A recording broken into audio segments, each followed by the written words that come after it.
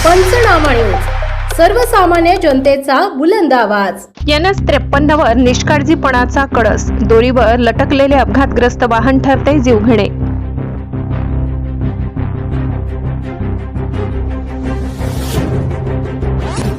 वाहन हटविण्याऐवजी दोरीने बांधले, महामार्गावर भीषण उन्हा दुर्घटनेची भीती वाढली।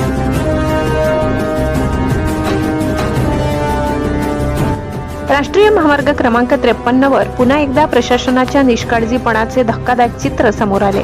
धुळे सुरत महामार्गावरील एका अपघातग्रस्त अवजड वाहनाची बॉडी केवळ दोरीच्या आधारावर रस्त्याच्या कडेला उभी ठेवण्यात आल्याने प्रवाशांच्या जीविताला गंभीर धोका निर्माण झालाय।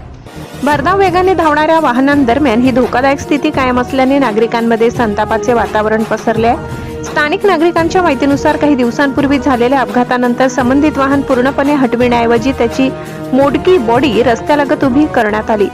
विशेष म्हणजे ती लोखंडी बॉडी फक्त रस्सीने बांधून ठेवण्यात आल्याने जोरदार वारा किंवा दुसऱ्या वाहनाच्या धडकेत ती केव्हाही रस्त्यावर कोसळू शकते।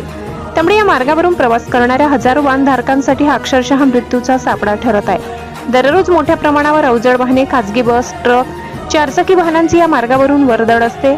रात्रीच्या वेळी कमी प्रकाश आणि अपुऱ्या सुरक्षा उपायांमुळे अपघाताचा धोका अधिक वाढत असल्याची भीती व्यक्त केली जात आहे। स्थानिकांनी अनेकदा संबंधित विभागाकडे तक्रार करूनही अद्याप कोणतीही ठोस कारवाई करण्यात आलेली नसल्याचा आरोप नागरिकांनी केलाय।